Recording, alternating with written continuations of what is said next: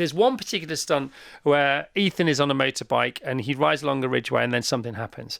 And you can watch the making of the film. Tom's given it his blessing because he narrates this, the scaffolding, and the fact that he really does do all this stuff himself.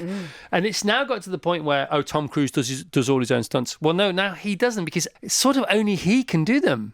Yeah, it's the most because he has so stunt. much experience now doing them. Yeah, exactly. He's been doing it for 40 years now. He's got his helicopter pilot license, and he trains. He's a professional athlete in that he's always training every single morning. Yeah, and that's also involving making sure that he's up to date with all the skills that he needs and wants to learn for the next stunts that he's going to do. Yeah.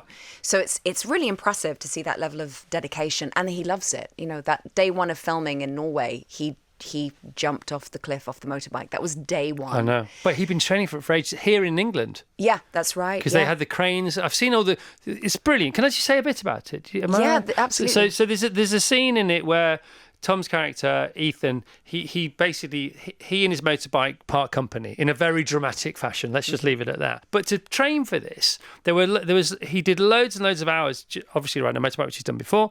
But then they were not reenacting, but pre-enacting what would happen if he goes off a cliff by hoisting him off the bike with a crane. Mm-hmm. So it had the same effect without him having to go off a cliff. It was much safer. So he could rehearse and he did this time and time and time and time again, and then he did it for real. And just so goosebumps. He was doing, thousands of skydiving, skydives, thousands of motocross jumps, and then he was also practicing the jump into a quarry in the UK on a wire, so that, because what he was also working out was how further he had to push his body ahead of the bike so the bike didn't get caught up in his parachute. And then also he didn't hit the ridge on the way down. Yeah, and the ramp had to be of the certain height and the certain length so that he could build up speed for it. But then also at the time, a few years ago, the cameras that they used on that bike had not been invented yet. Yeah. So they were working out how they could get a close-up of him doing that. And he would also time it for the jump where he could feel when the drone was coming round so he'd get a close-up. And in the end, they decided not to use his drone, didn't they? Because they went for a heli in the end. They went for a heli. And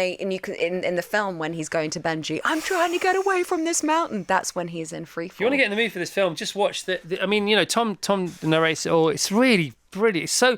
The dedication and just the interest and enthusiasm in how can we get this right? And then he's challenged about, CGI's been invented. He says, yeah, but it's not the same because there's no risk there. Yeah. Even though that, this is a make-believe character in a make-believe world and, superhumanly death-defying, the audience know that I've done this. Yes. And within that, there is, obviously I've survived because the film's out and I'm doing a press tour about it. But on the day, the risk was there, and you can feel that, and that's why he wants us to go and see it in the cinemas, because he says this is a movie made for.